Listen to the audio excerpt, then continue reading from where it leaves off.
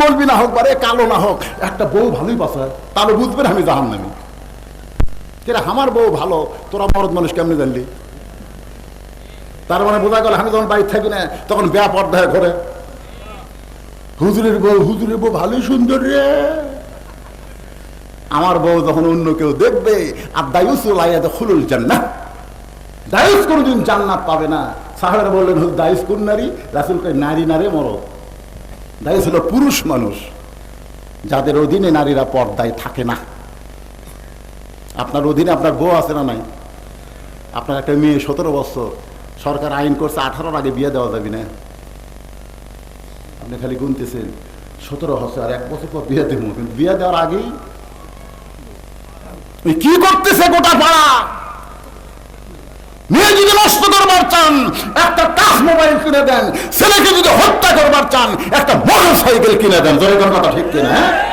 গাড়ির পিছনে লেখা দেখলাম, আপনার মেয়েকে নষ্ট করবেন একটা মোবাইল কিনে দেন, আর কিছুই লাগবে না। আর এক ছেলেকে মারবেন, ওখানে মারবেন, একটা মোটর সাইকেল কিনে দেন। যে হারে মোটর সাইকেল চালায়, হায় হায় রে যুবকের, আমার মায়েরা বোনেরা, পর্দায় যারা একটু শোনেন। 3 নম্বর চা হল আমার লাশটা খাটনিতে তুলবেন না। আমি ফাতেমা হিসাব করে দেখলাম, আমি মরে যাওয়ার পরে খাটনি কান্দে নিতে 4 জন পুরুষ লাগবে। ধরে কোন কয়জন? আমি হিসাব করে দেখলাম খাটনি কান্দে নেওয়ার 4 জন পুরুষ আমার দুনিয়াতে নাই। আমার বাবা যদি আজকে দুনিয়াতে থাকতো, মরা মেয়ের লাশের খাটনি বাবা কান্দে নিবার পারত। আমার হাসান হোসেন যদি বড় হইতো, মায়ের খাটনি কান্দে নিবার পারত। কিন্তু আমার বাবা 6 মাস আগে দুনিয়া থেকে চলে গেছে। আমার হাসান হোসেন এত ছোট, তারা মায়ের খাটনি কান্দে নিবার পারবে না। ওগো স্বামী, আমার 3 নম্বর চা হলো আপনি আমার লাশটা কান্দে করে নিয়ে ওই জান্নাতুল বাকির পূর্ব কোণায় সবুজ রঙের একটা বাতি জ্বলবে, ওই বাতি বরাবর আমাকে দাফন করবে। বাতি বরাবর আমাকে দাফন করবেন। গভীর রাত্রে হযরত আলী ফাতেমাকে নিবার আইছেন ঘরে। আয়েশা তাকে ফাতেমা নিজে গোসল করে নিজে কাফনের কাপড় পরে তৈরি হয়ে আছে,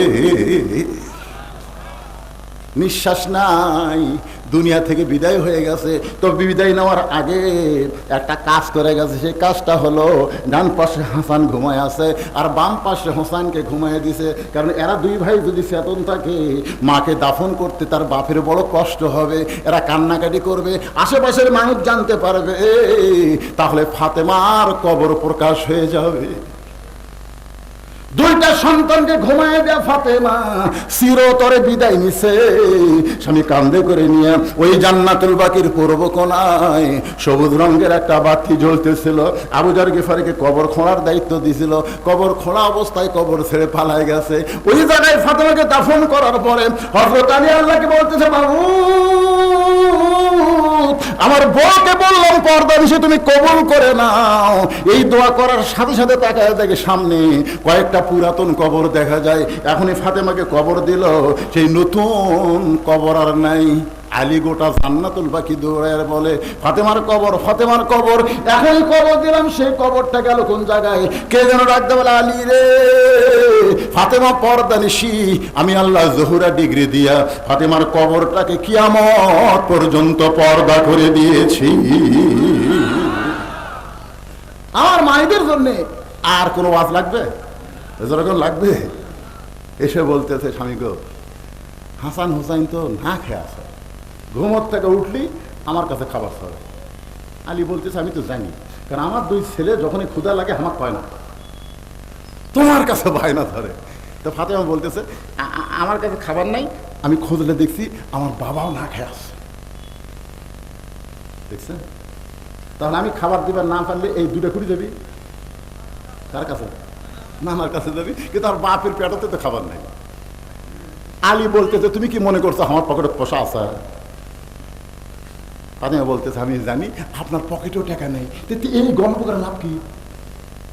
ফাতেমা বলতেছে, একটা কাম করো, আমার একটা ওড়না আছে, এটা বিক্রি করো, এটা বিক্রি করে যে টাকা হবে সেই টাকাতে খাবার নিয়ে আসো। হয়তো অন্য পকেটের মধ্যে নিয়ে বাজারে ঘুরতেছে আর মনে মনে চিন্তা করতেছে, অন্য বের করে যদি বলি ভাই অন্যটা বেচবার চাই, আর খরিদ্দার যদি জিজ্ঞাসা করে কার অন্য, তখন যদি বলি আমি ফাতেমার অন্যা, তো খরিদ্দার বলবি যেই মরদ মানুষ মেয়ে মানুষের জিনিস বেচা খায় তার লাগা দুর্বল মরদ পৃথিবীর নাই। তোর এখন ঠিক কেনা? আপনার বলেন আলী দুর্বল না সবল? আল আলীও আসাদুল্লাহিল গালিব। পকেটের মধ্যে নিয়ে যখন হযরত আলী বাজারে ঘরে, এমন সময় খরিদ্দার বলে আলী ভাই, নিশ্চুন করে বলে আসসালামু আলাইকুম। ভাই কি কয়? অন্যা বেচবেন না? আলী কয় কে রে? আমার পকেটে তো অন্যা। ই কেমনে জানলো? টাকা দেখে ব্যাগ মেলে ধরে আস, পকেট থেকে অন্যা বের করে যখন ব্যাগের মধ্যে দেয়, এমন সময় খরিদ্দার 6টা দিরহাম দিয়ে যখন সালাম দিয়ে বিদায় নেয়, হযরত 6টা দিরহাম নিয়ে এক দৌড় খাদ্যের দোকানে। ভাইরে আমার হাসান হোসেন না খায় আছে, ঘুম থেকে চেতন পাইলে মায়ের কাছে বায়না ধরবে, এই 6 দিরহামের যা খাবার হয় সে খাবারটাকে মানে টোপলা করে দাও। দোকানদার 6 দিরহামের খাবার টোপলা করে যখন আলীর হাতে দিবে, এমন সময় ফকির হযরত আলীর সামনে এসে কান্দের বলে, আলী ভাই আজকে 3 দিন হলে আমার বাড়িতে কোনো খাবার নাই, মেহরবানি করে যদি কিছু থাকে আল্লাহ রাস্তা আমাকে দান করবেন। হযরত আম্মা সাইলা ফালা তানহারকে বিশ্বাস করে 6টা দিরহাম থেকে একটা দিরহাম যখন ফকিরকে দিবার চায়, এমন সময় আল্লাহর কোরআন বলে, ওমা তুনফিকু মিন শাইইন ফি সাবিলিল্লাহি ওয়াফা ইলাইকুম ওয়া আনতুম লা তুজলামুন। আলী রে, একটা দিরহাম যদি দান করিস আল্লাহ তোকে 10টা দিরহাম দিবে, 2টা দিরহাম দিলে 20টা পাবি, 6টা দিরহাম দিলে আল্লাহ তোকে 60 দিরহাম দিয়া দিবে। হযরত আল্লাহর কোরআনকে বিশ্বাস করে ফকিরকে 6টা দিরহাম যখন দান করে দেয়, ফকির খুশি হয়ে যখন চলে গেছে, এমন সময় দোকানদার বলতেছে, আলী ভাই খাবার টোপলার খবর কি? আলী বলতেছে, ভাই রে তুই 2 বস্তা প্যাকেট করতো। দোকানদার কয়, 1 টোপলা নিবে পারলেন না, আর 2 বস্তা? আল্লাহর কোরআনের প্রতি ঈমান নিয়ে বলতেছি 2 বস্তা প্যাকেট কর। আল্লাহর ইমানকে বুকে নিয়ে ঘুরতেছে, একজন দৌড়ে এসে সালাম দেওয়া, আলী ভাই পাতা ঘুরে লাভ কি? কি করবো? আমার এই উঠটা নেন, এই উঠটা আপনি নেন। আলী ভাই 1টা টাকা আমার পকেট নেই, কেমনে নিব? বলে বেশি তো না, মাত্র 100 দিরহাম। 100 দিরহাম দিয়ে উঠটা নিবেন, বেচাই আমার টাকা দিবেন, অসুবিধা কি? আলী কয়, আল্লাহর এই সুযোগ হাতছাড়া করা যাবে না। উটটা বাগিতে লিয়া বাজারে যেই গেছে, চারিদিক থেকে লোকজন এসে বলতেছে, আনা মদিনাতুল ইলমি ওয়া আলী বাবুহা। রাসূল বলেছে আপনি হচ্ছেন ইলমের দরজা, নবী হচ্ছে ইলমের শহর। এত বড় আলেম হয়ে উট বেচার ব্যবসা ধরছে, কি খবর পারে? এরকম হুজুররা যদি দালালি করে খায় তাহলে আচ্ছা বিপদে বললাম। এক খরিদ্দার এসে বলতেছে, ভাই তার বিপদ থেকে যদি 5% উঠটা আমার দেন। আরে বলতেছে খালি লিবু বাকি? না না না, বাকি আপনি কিনছেন, আমি কিনবো? আমি বাকি কিনছি, ওই কেমনে দেন? কয় দিরহাম দিবি? বলে 160 দিরহাম দিলাম। হযরত আলী উটটা বিক্রি করে উটওয়ালাকে 100 দিরহাম ফেরত দিয়া বাকি 60টা দিরহাম নিয়ে দোকানে গেছে। 2 বস্তার দাম কত? বলে 60 দিরহাম। কান্ত তুলে দে। 2 কান্ত 2 বস্তা নিয়ে ফাতেমার দরজায় সালাম দেয়, দরজায় আসসালামু আলাইকুম আহলাল বাইত। ভিতর থেকে ওয়ালাইকুম আসসালাম বলে, কিন্তু দরজা খোলে না। আলী বলে, ফাতেমা দরজা খোলো। ফাতেমা বলতেছে, অন্যা বেচা খুব বেশি হলে 1 টোপলা খাবার হবে, তুমি 2 বস্তা কোথায় পেলে? তুমি কি মনে করছো আমি জানলাতে দেখিনি? অন্য বিক্রি করে 1 টোপলা হবে, 1 টোপলা, 2 বস্তা তুমি কোথায় পেলে? আলী বলতেছে, খালি দরজা খোলো, সব খবর তোমাকে জানাবো। ফাতেমা বলতেছে, না খায় হাসান হোসেন মরবি, আমিও মরবো, কিন্তু 4000 টাকা বেতন পায় তুমি 10,000 টাকার বাসা ভাড়া নাও, তুমি ইলিশ কিনো, গরুর গোস্ত কিনো, পাও কোথায়? রাশিয়াল মুরতাশি কালাহুমা ফিন্নার, যে ঘুষ দিবে আর ঘুষ খাবে, এই 2 বেটাকে বান্দে আল্লাহ জাহান্নামে থুবে। এখন 200 কতজন এসআই কে বরখাস্ত করে? 252 জন। তারা 20 লাখ দিয়েছে। তুই টাকা দিয়ে কান দিচ্ছ, তো আল্লাহ জান্নাত দিবি, কারণ ঘুষ দেওয়া আর খাওয়া। তুমি কি মনে করছো এক টোপলা খাবার হবে আর 2 বস্তা নিয়ে আইছো, আমি খুশি হয়ে দরজা খুলবো, না খায় হাসান হোসেন মরবে, আমি মরবো। 2 বস্তা কেমনে পাইলে আগে বলো? আলী বলতেছে ফাতেমা দরজা খোলো, তারপরে সব বলবো, বড় ক্লান্ত হয়ে গেছি গো, একটু দরজা খুলে দাও। ফাতেমা বলে বস্তা ফেলে দিয়ে ভিতরে ঢোকো। এই বস্তা নিয়ে দরজার মধ্যে ঢুকবার সব দেব। এমন সময় আল্লাহর কোরআন বলে, আর রিজালু কাওয়ামুনা আলান নিসা, আলী রে তুই পুরুষ মানুষ, মেয়ে মানুষের কাছে দুর্বল হোস না। ফাতেমা দরজা না খুললে ওর বাপের কাছে যা। 2 বস্তা নিয়ে নবীর কাছে গেছে। নবী আমার বসেছিলেন, দৌড়ে এসে আলীর কান্দর থেকে 2 বস্তা নামায় বলতেছে, আসসালামু আলাইকুম বাবা, কেমন আছেন? আলী বলতেছে, ঠাট্টা মারতেছে, আপনি তো অত্যন্ত ভালো, আশা মাত্র আমার কাঁধ থেকে 2 বস্তা নামাইলেন, আর আপনার বেটি দরজাই খুললো না। নবী বলে, আলী ফাতেমা যদি দরজা খুলতো তুমি কি এখানে আসতা? না না, দরজা খুললে তো আসতাম না। তুমি জানো আলী কোন খরিদ্দার তোমার কাছ থেকে অন্যায় কিনছে, তুমি জানো? আলী তুমি কি বলতে পারবা কোন ফকির তোমার কাছে ভিক্ষা চাইছে? বলতে পারবে কে তোমাকে উট বিক্রি করলো আর কোন খরিদ্দার উট নিল, তুমি কি জানো? আলী বলতেছে, হুজুর আমি জানি না, বলে এই কারণে আমার কাছে সুবহানাল্লাহ। কোন ফকির তোমার কাছে ভিক্ষা নিল, কোন খরিদ্দার তোমার কাছে অন্যায় কিনলো, কে তোমাকে উট বাকি বিক্রি করলো, কে আবার উট কিনে নিল? যদি তুমি জানতে চাও তাহলে আমি নবী হব বক্তা, তুমি হলা শ্রোতা। বসো। আলী পাই তাহলে আসল জায়গায় বিচার দিব। ঠিক আল্লাহর কোরআন দিয়ে যখন রাষ্ট্র চলবে তখন নেতা খোঁজা লাগবে না, নেতারাই দুঃখী মানুষকে খুঁজে বেড়াবে। আপনার বলেন তো, এই আল্লাহর কোরআন দিয়ে যখন রাষ্ট্র চলবে তখন ধনীর বাড়িতে গরিব যাবি না গরিবের বাড়িতে ধনী যাবি? হ্যাঁ দেখছেন, এ গরিবের, এই তোরা যে বিরুদ্ধে চারণ করিস, হুজুর হামা করে কি হবি, কি হবি? আল্লাহর কোরআন যখন রাষ্ট্র চলবে তখন 2.5 টাকা গরিবের কাছে বুঝা দেওয়া লাগবে। 1 লক্ষে 2.5,000, 1 কোটিতে 2.5 লাখ। এক ব্যক্তি 1 ব্যাগ টাকা নিয়ে, জাকাতের টাকা নিয়ে গরিব খুঁজতেছে। যেই বাড়ির দরজা দেয় বলে, ভাই আমি জাকাতের টাকা নিয়ে আইছি, তুমি কি জাকাত নিবা? দৌড়ে এসে দরজা বন্ধ করে বলে, ইয়াকা নাবুদু ওয়া ইয়াকা নাস্তাইন, আল্লাহর ইবাদত করি, আল্লাহর কাছে সাহায্য চাই। এই দেখি কথা বলে কে রে, কথা কে কয়? তো ইয়াকা নাবুদু ওয়া ইয়াকা নাস্তাইন, ইবাদত করি কার? সাহায্য চাবো তার কাছে। তোর জাকাতের টাকা কে নেবি রে? আমার এলাকার এক মুরব্বী, কেউ কোনোদিন ইফতার করাবার পারেনি। বলে, হুজুর হাজী সাহেব মুরব্বী, আমরা একটু ইফতার করাবার চাই, তা আপনি একটু আমাদের পক্ষে দাওয়াত দেন। কেউ করা পান না হুজুর। আমি যা বললাম, হাজী সাহেব অমুকের বাড়িতে আপনি ইফতারের দাওয়াত দিতে চলেন, যে কষ্ট করে রোজা থাকা দিন, দরকার হলে 1 গ্লাস পানি খাই ইফতার করবো, তো পরের বার জমা করা রোজার দাম নেই। ওই বুঝবারে পারেনি যে কারো বাড়িতে ইফতার করলে ওর রোজার কোনোই ক্ষতি হবি না, বরং সব বেশি পাবি। দরকার কথা ঠিক করে না খাওয়া থাকবো রে, তা জাকাতের টাকা দেবো না। যেই দরজার যায় সেই দরজায় বন্ধ হয়ে যায়। 7 দিন ধরে ঘরে আর কয়, আল্লাহ আমার গরিব করে দাও, আল্লাহ আমি আর ধনী থাকবো না, আল্লাহ আমার গরিব করে দাও। 7 দিন ধরে ঘুরে যখন গরিব না পাই, মনের দুঃখে মরুভূমির মধ্যে গিয়ে দেখে গাছের ছায়ায় একজন বস্তা মাথার দিয়ে ঘুম পাড়তেছে।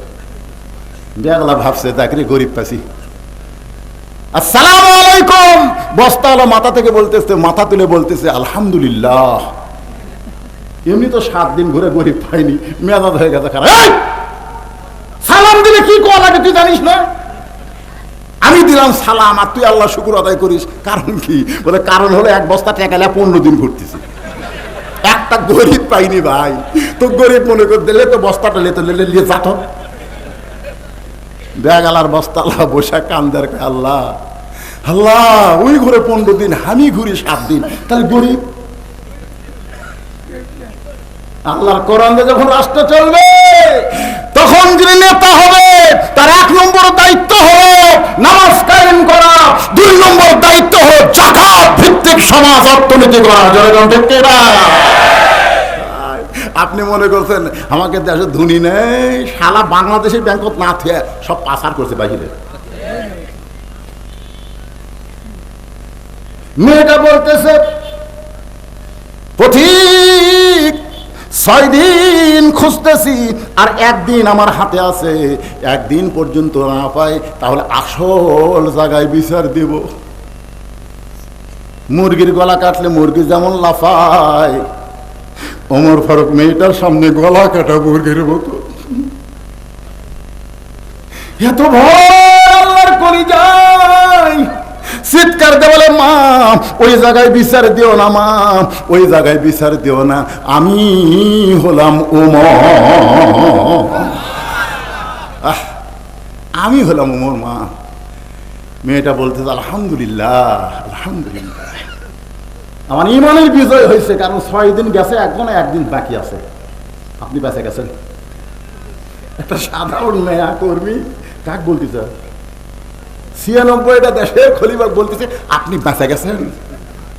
কি যতই টাইটেল হওয়ার, যতই দাওরা হও, আসলের ফরজ 4 রাকাত, 2 বৈঠকে শেষ করা লাগবে। তুমি প্রথম 2 রাকাতে বৈঠক দিলে আবার 3 রাকাতেও বসবে। আমি টাইটেল পাস, দাওরা পাস, এই মনে করে 3 রাকাত বসেছে, ভ্যান আল্লাহ পিছন থেকে ইমাম কয় যতই আল্লাহ আকবার কয়, আমি স্বৈরাচারী হইয়া দিনের ভোর রাতে কর্ম আমি ওঠমো না, এই জায়গা আমি কাকু দিব না। আপনারা বলেন তো, ইমাম নেতা যদি ওই ভ্যানালা লোকমাত না খাড়া হয়, আপনারা কোন তো মুসল্লি কার পক্ষে যাবে? কথা কয় না, মুসল্লি কার পক্ষে যাবে? তারপরে কি বুঝলেন? তুমি নেতা, তোমার নেতৃত্ব ততক্ষণ আমরা মানবো তুমি যতক্ষণ আল্লাহর আনুগত্য রাসূলের তরিকা মোতাবেক চলবা। জয়গণটা ঠিক কিনা? তুমি নিজে কোনো তরিকা বানাবা, তোমাকে আমরা লোকমা দেব, লোকমা দেব।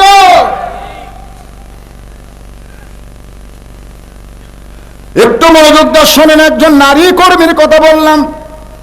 এই নারী কর্মীর মধ্যে পর্দার কথা আমি বলেছি। পর্দাটা এতই গুরুত্বপূর্ণ বিষয়। গভীর রাত্রে হযরত আলীর বুকে ফাতেমা চোখের পানি নিয়ে বলতে, স্বামী গো আল্লাহ তাআলা আমার দোয়া কবুল করে। সামনে বসে বলতে, হুজুর না শুনে যাব না। না শুনে আপনারা কারা না শুনে যাবেন? হাত তোলেন।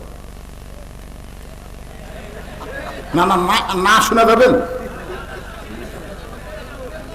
হ্যাঁ, কারা কারা শুনে যাবেন? 2 হাত তোলা, আল্লাহকে দেখেন তো দেখে।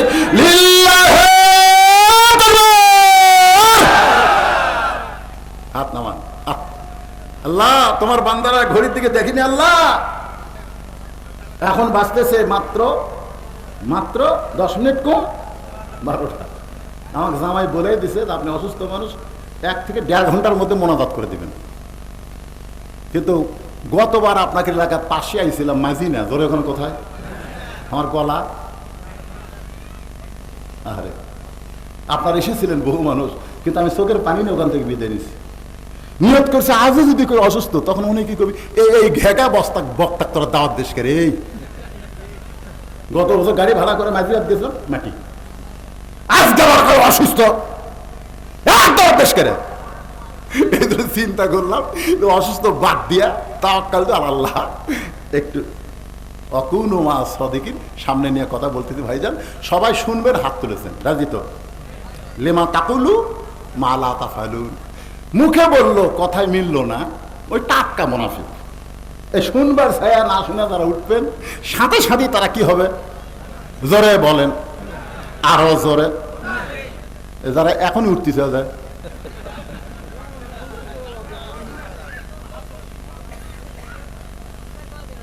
না করো তো, করার জন্য হে বসে আছি। আলী বসে আছে নবীর সামনে, না শুনে উঠবি না।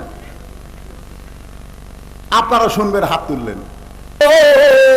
ওই খরিদ্দার কোন মানুষ না, ওই খরিদ্দার হলো স্বয়ং আল্লাহ, ফেরেশতার মাধ্যমে ফাতেমার ওন্না কিনেছে। কারণ আল্লাহ জানে ফাতেমা হলো পর্দানিশী, আর পর্দানিশী একজন ফাতেমার ওন্না দুনিয়ার কোন মানুষ কিনবে?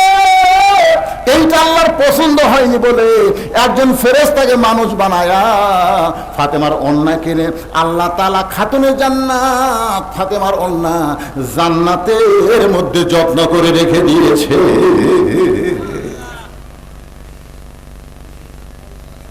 সামনে ফেরেশতা দাঁড়ায় আছে, আল্লাহ কয় মন ভার কেন রে? আল্লাহ ওড়না বিক্রি করে 6টা দিরহাম দিলাম। 6টা দিরহাম কি?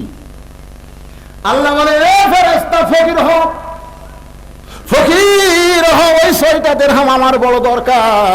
ফেরেশতা কয় আল্লাহ হাসান হোসেন কাঁদতেছে, যার কারণে মায়ের ওড়না বিক্রি করে তার বাবা 6টা দিরহাম নিয়ে দোকানের কাছে দাঁড়াইছে, আবার 6টা দিরহাম আপনার দরকার কেন? আল্লাহ বলতেছে দুনিয়া আর জান্নাতের মধ্যে পরীক্ষা হবে। বাল তুসিরুনাল হায়াতাদ দুনিয়া ওয়াল আখিরাতু খায়রুন ওয়া আবকা লিয়াবলুয়াকুম আইয়ুকুম আহসানু আমালা। আমি আলীকে পরীক্ষা করব, আলীর কাছে সন্তান বড় না আল্লাহর কোরআন বড়। যা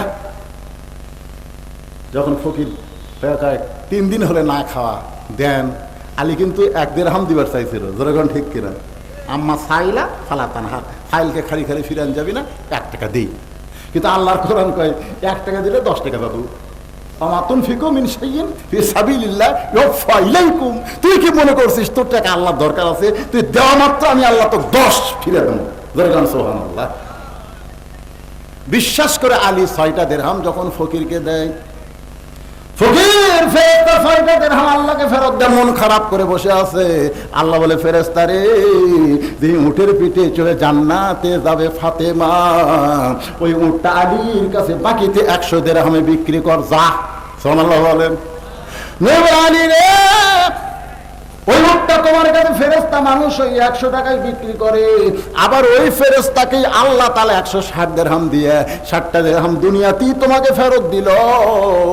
এটা হলো আল্লাহর পথে দান করলে আল্লাহ 10 গুণ দুনিয়াতে দেয়, আখেরে আল্লাহ তাআলা বাড়ি জান্নাত বানায়। আমাদের সকলের জন্য আল্লাহ কবুল করুক, সকলে বলে আল্লাহুম্মা আমিন। যতটুকু পেরেছি আলোচনার মধ্যে দিয়ে অকুনু মা আস-সাদিকিন আপনার সামনে উপস্থাপন করার চেষ্টা করেছি। আল্লাহ তাআলা আমাদের সবাইকে, বক্তা শ্রোতা সবাইকে আমল করার তৌফিক দান করুক, আল্লাহুম্মা আমিন।